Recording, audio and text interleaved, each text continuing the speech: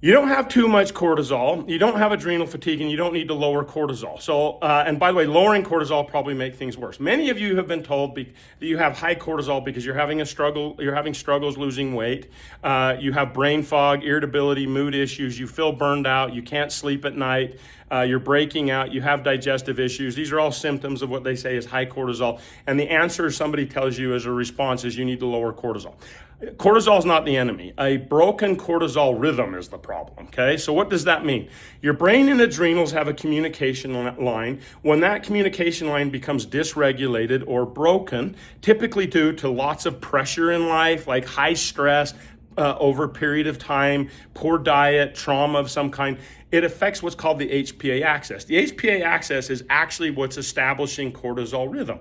When you have an unhealthy cortisol rhythm, your cortisol stays flat in the morning, it starts to creep up in the afternoon, so you're using a lot of caffeine in the morning to get going, you crash between 2 and 4. After that, you're irritable, ornery, you start getting the munchies and cravings. At night, you get the wired but tired thing where your brain is cranking when your body wants to start slowing down. And then between 2 and 5 a.m. in the morning, your brain turns on when your body wants to be sleeping, so you sleep like crap. Then you start the next day over and you're loading up on caffeine, okay? That's one example of a cortisol rhythm problem. Another one is your cortisol is like shooting up and down all day long. That's another one. And another one that's just flat as hell, and then it spikes at night. These are all rhythm issues. So once again, cortisol is not the problem. The rhythm breakage is the problem. There are a lot of ingredients for mood and stuff like that, all great, but they're not going to help cortisol rhythm. So let me start off with the basic. Foundationally speaking, no product on the planet is going to work well if you do not have enough of your vitamin D, magnesium, B12, folate, iron. Most women are deficient in iron. The data was wrong. It's not 1 in 3. Hell, I can argue easily it's up to 78% of women have a suboptimal level of iron. So nutrients, micronutrients are going to determine a lot, but that's still not going to correct a cortisol rhythm problem. I love GABA. L-theanine is amazing. Ashwagandha, holy basil, all those are great. But once again, they're not going to address. You can use them. You can take them. They're great, by the way. It's just they're not going to correct the cortisol rhythm like you need. There is one ingredient that does this.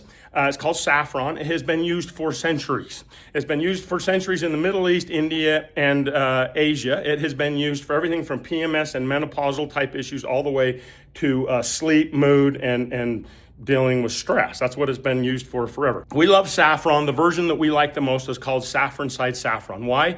Tons of clinical studies on it, which we really like that. So in theory, you would have really good, like gold standard clinical studies, and then you'd use the right dose to match those studies. That's important. And then number 2, it has up to 10 times more safranol in it than on other forms of saffron, which means the bioactive in it, or the active in it that makes people notice something, it has up to 10 times more of that than other forms of saffron, which we like, okay? So the saffron side has what I call 2 speeds. The first speed is the immediate thing, and this helps you stay in rest and digest instead of moving into fight or flight, just to make it simple, right? So it helps you stay calmer, it helps you cope with stress, it helps you with your mood, okay?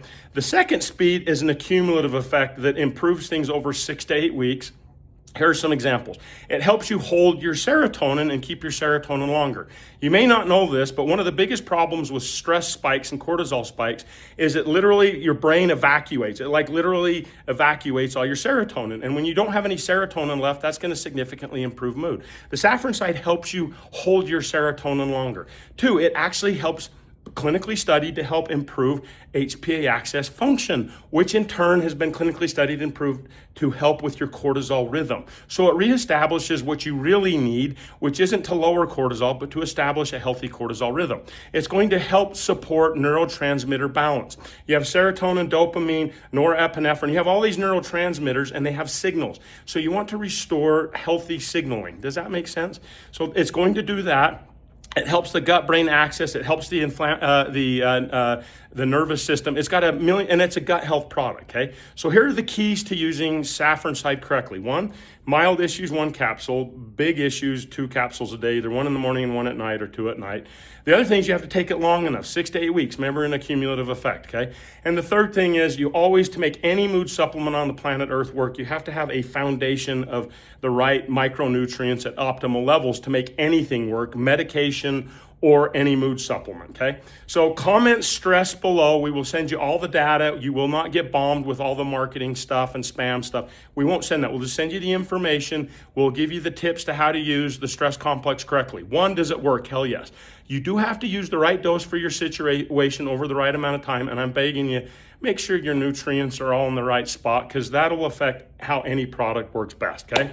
Comment stress below. Once again, everything you need, nothing you don't need, okay? Bye.